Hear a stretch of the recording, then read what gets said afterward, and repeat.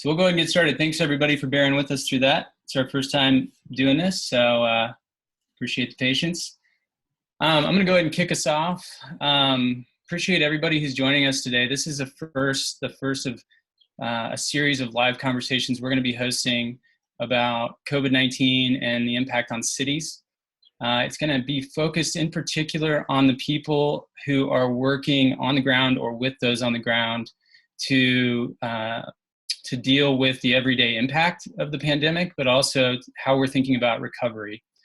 We're lucky to have several friends, colleagues, partners, and clients around the world that we can lean on and ask questions about how they're dealing with this and learn from them. And like you all, we're very curious about how the different aspects of placemaking will be impacted by this.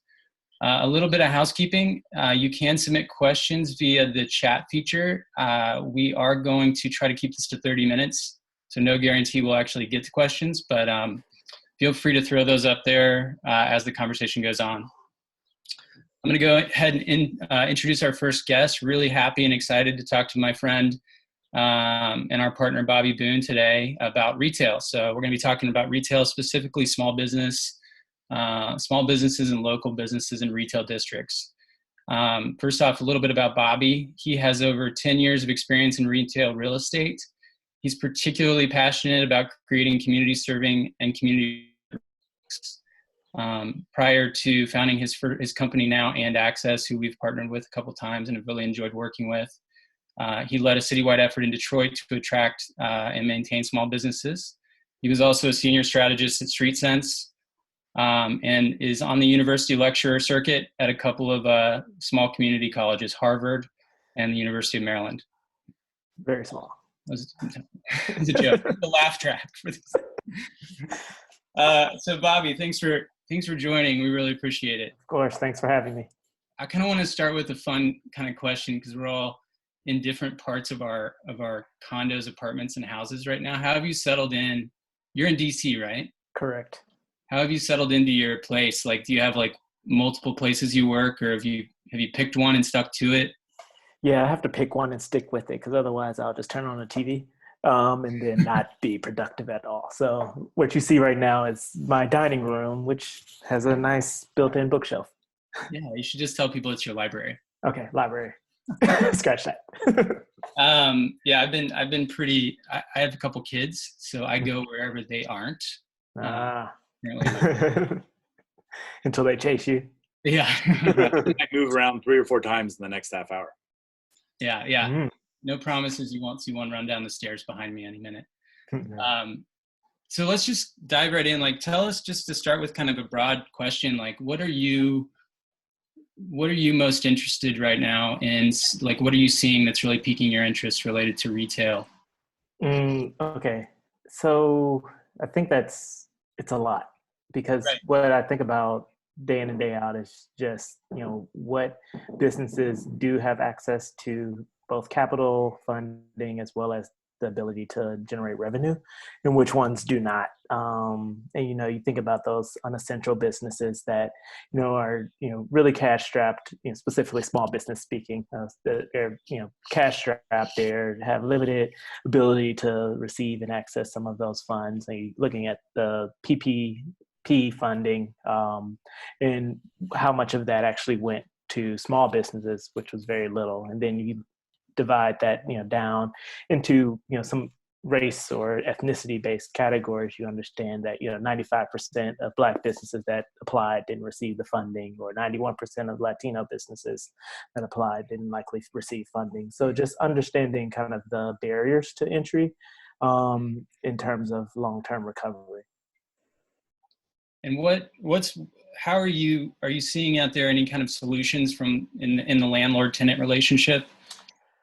Yeah. So, a lot of businesses are engaged with conversations with their landlords, which relies on the landlords kind of being benevolent. So them being able to, scratch out some of their clauses that they have to look at. When you think about, hey, how do I support businesses on the ground? You're looking at the force majeure clauses, the rights to rent abatement, and the go dark provisions when you're looking specifically at leases. But, taking that specifically into the context of the conversation that happens between the property owner and the business owner, it's, all over the board because, the property owners still have to pay their debts, even though, if they are receiving any federal financing right now, it's definitely a moratorium. However, if those that aren't, you're seeing that they're trying to figure out what are ways that they can cover all of their mortgages to their banks, etc. So this is kind of like a spiraling conversation because I think it's important for business owners to maintain constant contact with their property owners or mortgage lenders if they actually own their buildings in order to understand what's changing on a day-by-day basis. Well, day-by-day might be too much. Week by week. Feels day by day to me. Yeah. And anything else you're seeing, like in terms of well, let me back up. How do you think, like, kind of taking how people are dealing today with survival on the rent / mortgage front? How do you see this transforming how we structure deals down the road? So I think there's going to be a lot of flexibility moving forward, especially in short-term recovery, because you're going to realize that both existing tenants as well as future tenants do not understand what actually will occur if a second wave a second wave of infection, to be specific, indeed occurs, and then how that impacts their businesses long term.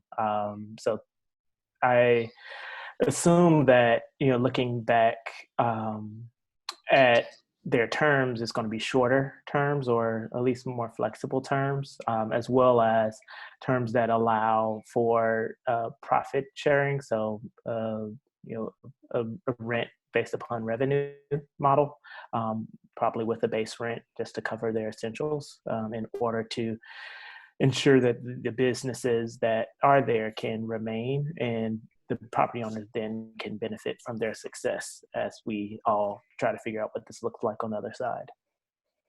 So you see that increasing? Because we've seen a lot of partnerships like that in the last few years, where the developer invests in the tenant and shares in the upside. I mean, there's one line of thought that I mean, that would go down after this because you don't want to necessarily be connected to the food sales. So I think there's several different models that could work. The model that I would recommend is the base rent with percentage rent model tacked to it. So the base rent that covers all of your risk, so your ability to pay your mortgage, and then benefiting from that percentage rent that occurs in addition to. So by moving to a model that's similar to that, because we don't really understand what sales will look like long term at this point, and so that will enable property owner to maintain flexibility as well as maintaining occupancy. Bobby, cover your ass with the base rent, but benefit from the upside. Correct. On a similar note, Bobby, what are you seeing in terms of how the relationship between government and business districts might be changing? It seems like the pattern so far, at least in this country, has been federal government delegates responsibility and risk to the state. The states then take that and delegate risk to the private sector. Then the private sector then takes that and delegates it to specific locations. And while that may be chaotic, the upside of that, as I see it anyway, is that it's allowing the private sector creativity to really deploy itself in a new way.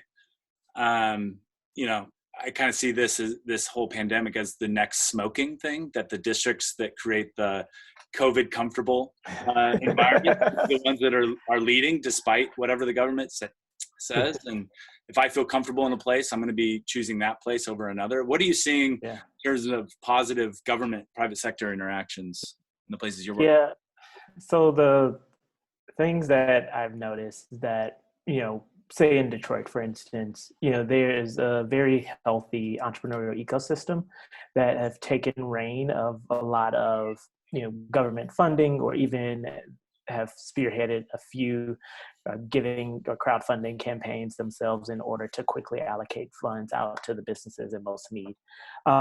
So in those instances, you do see, I see, I would not necessarily say long-term success, because that has way too many variables to determine what that equates to for each business. But I do see that, when there are intermediaries within the conversation, that businesses have a opportunity to thrive, considering how much money they need currently, as well as moving forward operationally into the future.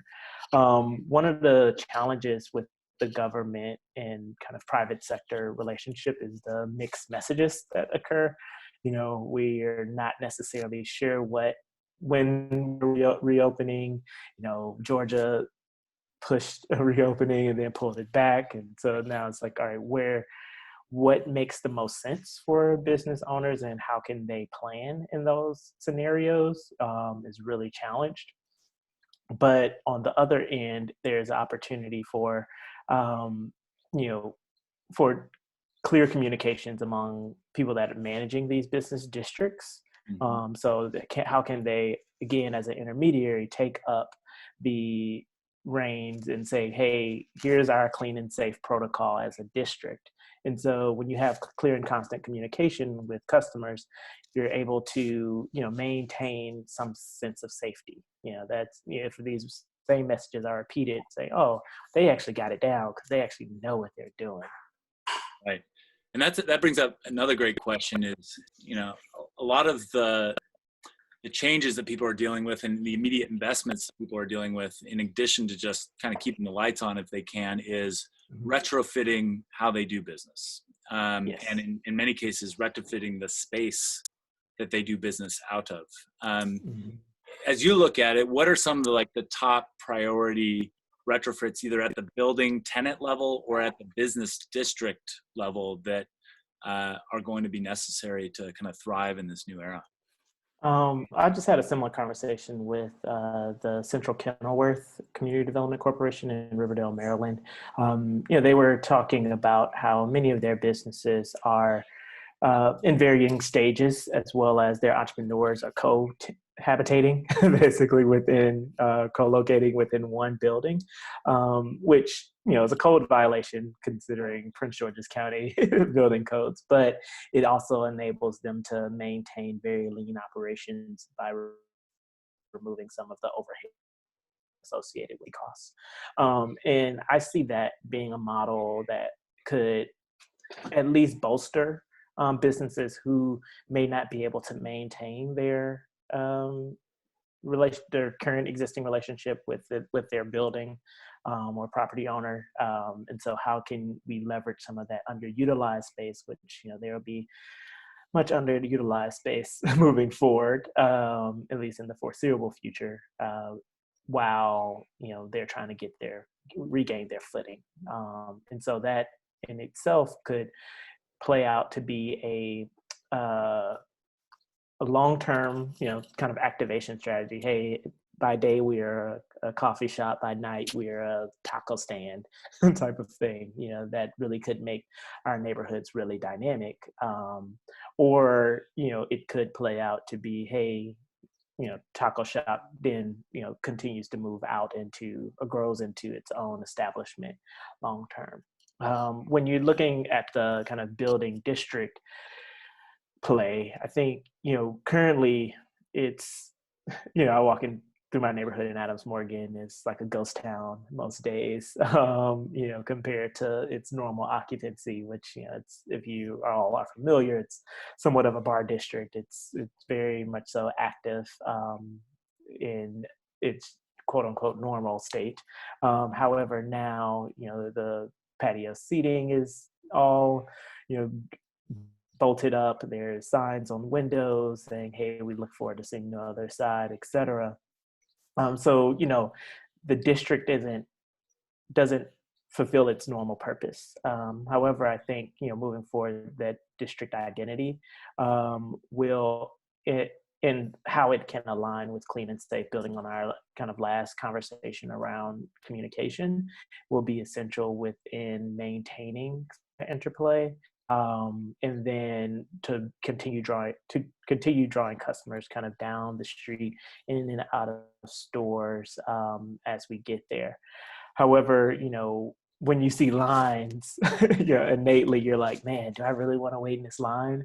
So it creates a very challenged uh, customer engagement or customer journey that, is like, oh, this is a pain point. This is a new pain point. This is a new pain point within my entire experience. So I think it's, essential for the building and business district relationship really to be one that informs one another of what their needs are, in order to not only secure customers, but make it a pleasant place to be.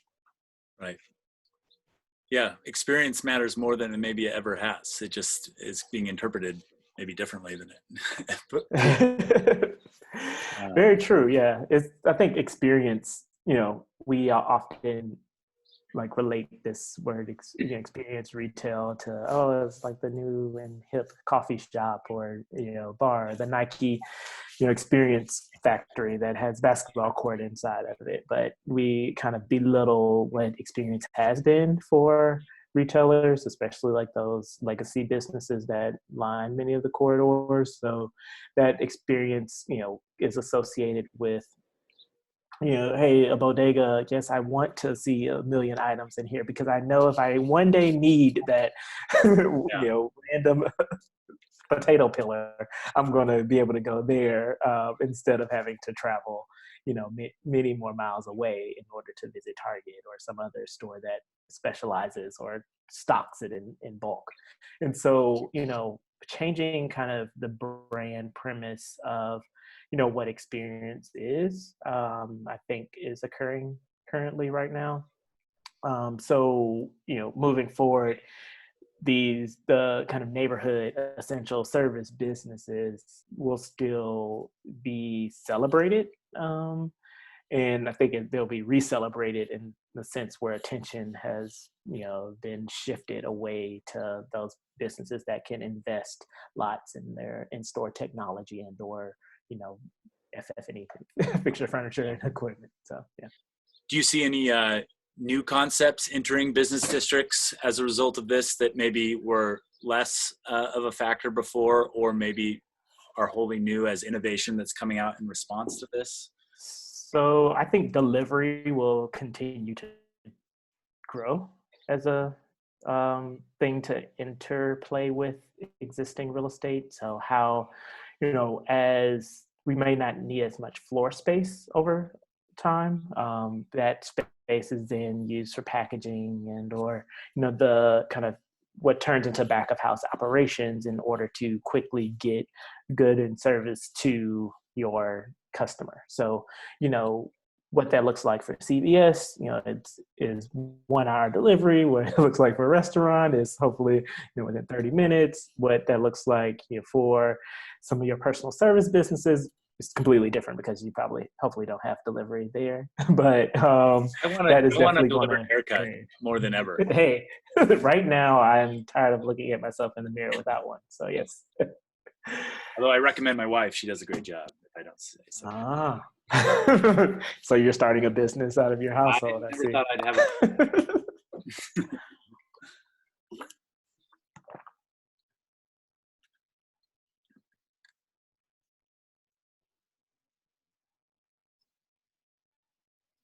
Oops, I just realized I was muted. I made a joke about Joe's haircut. Nobody laughed. I was wondering. Oh, laugh track. No, going back to the district management piece, I'm really interested in that. It feels to me like these retail districts that have really sophisticated or even just district managers at all, that wake up every day, branding, marketing, activating, helping their retailers, tenants solve problems, are going to be better positioned than others in many ways. and kind of tying that to a question about space. Obviously, a lot of these local small restaurants and bars in particular that we've seen open around in urban neighborhoods around the country are pretty small footprints. And kind of coupling that with the fact that it's safer to be outside than inside, and it might be for quite some time. You know, kind of what we've been playing around with here is that the surface parking lots, the on-street parking spaces, the sidewalks, the street itself, the alleyways, pretty much every inch of public space needs to be taken back as much as possible for waiting in line. Claim my public space. Yeah. Waiting in line, waiting, you know, sitting outside, carry out, delivery, all that. Yep. How do you see that playing out? I mean, one of my hopes is that forces elected officials and policymakers to finally, particularly in the Midwest, to finally understand that we give away too much to cars. But it's also kind of interesting to think about how the landlord-tenant relationship might work there too. So just want to hear your thoughts on that.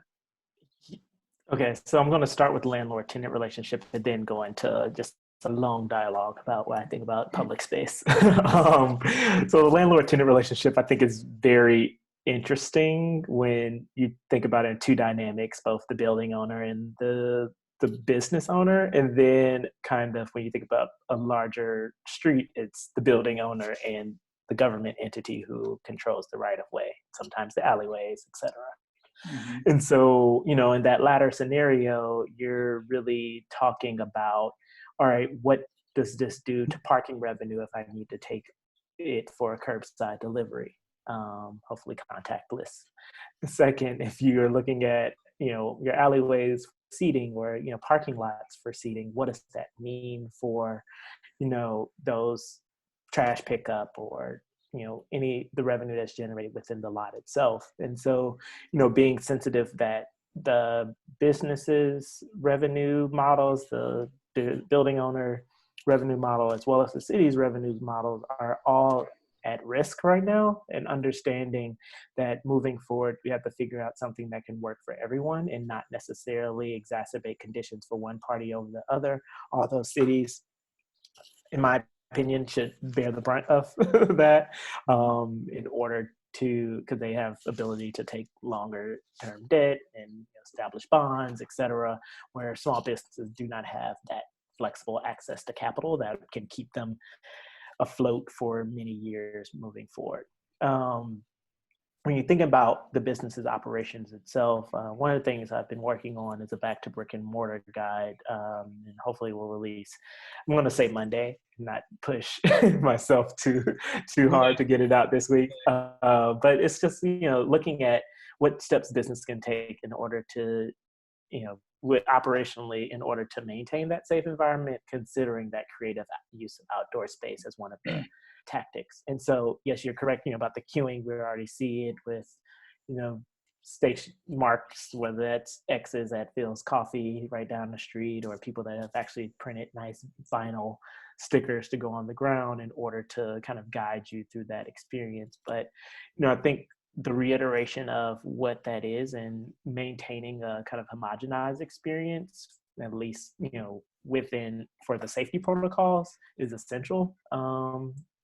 But, you know, navigating what does that look like for each business will really rely on what public space assets they have available, and those with very limited public space. So like, hey, I only have the 4 feet of sidewalk that's in front of my building.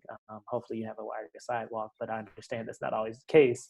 It's like, all right, I need to establish time windows for, you know, everybody that orders ahead to pick up things.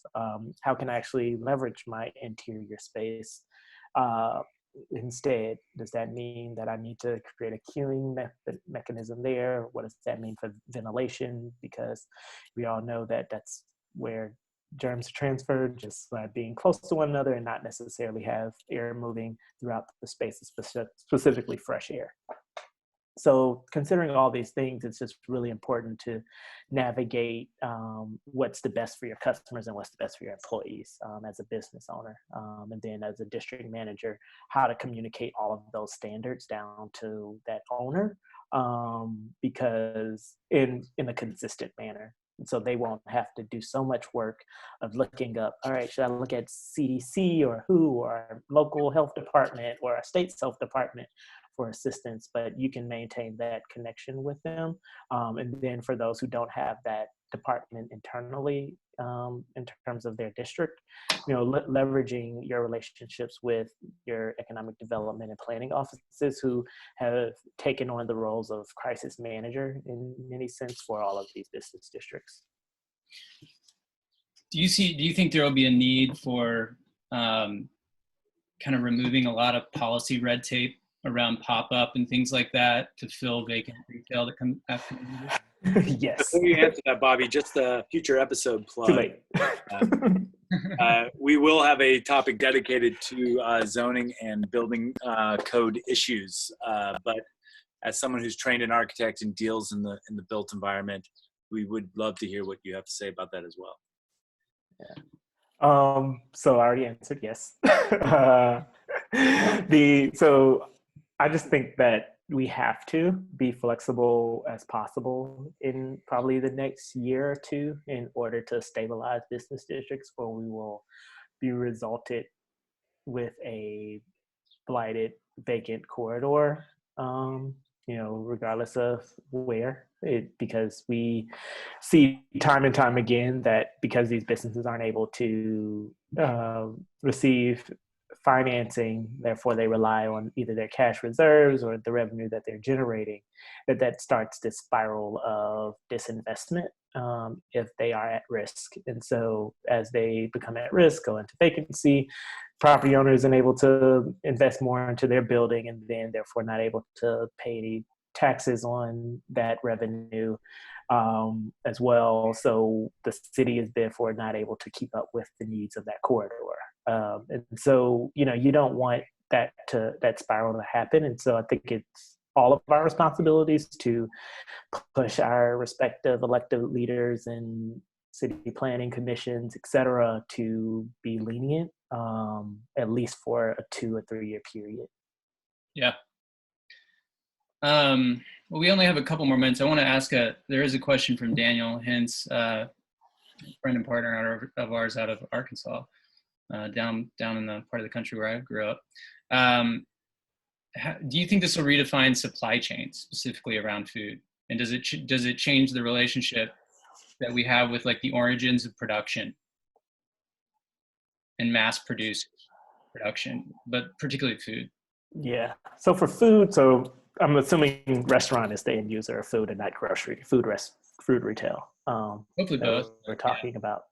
So, we can talk about, I'll place two scenarios. For the restaurant, I already think like the drive for restaurants recently has really been around, very well curated menus, local production, et cetera. Mostly, I would say, with an assumption that some of that food is secured from a national landscape, whereas grocery I think has a larger supply chain. From my understanding, let me actually say I'm not a supply chain expert about food, but disclaimer, and how. But I do see the interplay of local production increasing in order to sustain, especially as businesses consider what a second wave could look like and what that means for long-term disruption. I thought your comment about the bodega was kind of tied to this in a way. I feel like those of us who live in neighborhoods that have local sources of things that we need, mm-hmm. or even large groceries within our neighborhood, are feeling more secure than those who don't. And hopefully, in my opinion, my thinking, I hope policymakers really start to double down on how we can create more 15-minute neighborhoods and places that really have access to a lot of services that we need. Mm-hmm.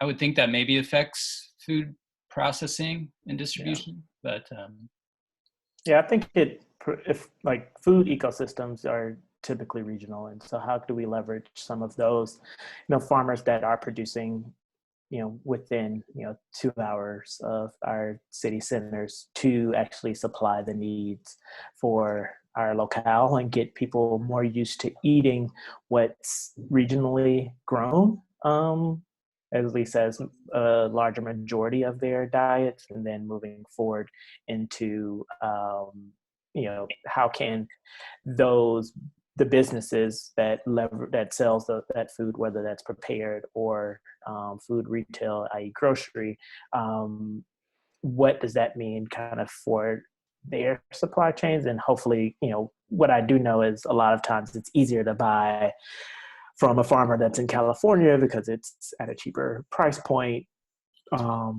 and then to buy from a farmer that's 20 minutes down the road. And so decreasing the barriers that actually exist for the businesses in order to make that or incentivize that behavior. Yeah. Well, I think we probably have time for one more question. I have this interesting question because I feel like the world right now, there's a sort of an optimistic point of view and a pessimistic, particularly around cities. I mean, I think everybody's feeling a little pessimistic these days, but do you find yourself on the optimistic side or the pessimistic side? I feel like by some of your answers, I think I know how you're going to answer, but there are those who think that cities are going to die and that we're going to come out of this with like 90% vacancy in our retail districts, and e-commerce is going to take over, and the national chains are going to get stronger, and our really great culturally relevant places are going to die. And then there's the other point of view that's like this accelerates some positive trends around some of the things that make cities great. So I'm optimistic. I would say that. Two, it's a spectrum. It's a spectrum. Yes. Two, it's a spectrum. I do think that property values are going to lower, and hopefully kind of right size themselves, as we've been seeing this push for urbanism, which I'm totally a fan of urbanism lately. However, realizing that each neighborhood has intrinsic value, and how do we continue to build upon that value, regardless of whether you're in an urban or suburban context. Looking specifically to retail within that conversation is, all right, the city state nation will have to be put in a position where they must decide who they're going to continue to save. And right now it's easy to deploy solutions that work for corporations than businesses or small businesses, the independent retailers on the street, especially when you're considering like 500 employees as a small business to qualify for some of these funding programs, where the micro businesses with 10 or less employees or restaurant with 25 employees are really like struggling in order to find the resource, one, and then two, to deploy it to their business and or employees. I was on the phone with it's a nonprofit locally here, Ethiopian lady who, all her community was like, we didn't even know this was out. like any of the funding programs to date. And they're like, we're 3, 4, 5 weeks behind the ball when it comes to getting resources. And so if we continue to design our programs and policies and assistance funding mechanisms that don't work for those communities, we will continue to make the problem worse. I'm optimistic that hopefully that won't continue to happen, and we change the paradigm in which policy making and deployment is constructed. Okay. Well, Joe, you have anything else before we wrap up? That's a great way to end. Well, thanks, Bobby. Appreciate you taking the time. It's good to see you. Hopefully next time we can have a beer in our hands. Yes, agreed. Why wasn't this done at 6:00? Hey, I'm not judging these days on when you start. Okay, fair. I want to just thank everyone else who's on for joining and watching. We are going to try to be doing this almost every week for the next 8 weeks or so, 6 to 8 weeks. We actually have our next guest scheduled for next week. It's Adam Gelter, who's the Executive Vice President of 3CDC here in Cincinnati, who has led, over the last decade, over $1 billion of investment. It's a billion with a B, into the neighborhood of Over the Rhine. And they do everything from programming to public space development, park development, retail development. So we're going to have a particular focus there on public-private retail partnerships and how those financing structures might be impacted by this. But I'm sure we'll end up talking about a lot of other things as well. So thanks for everybody for joining. And Bobby, appreciate the time, man. Talk to you soon. See you again. Thank you. Great seeing you as well. All right. Be well. All right. Have fun running from the kids, Kevin. I'll try. Fast. Okay.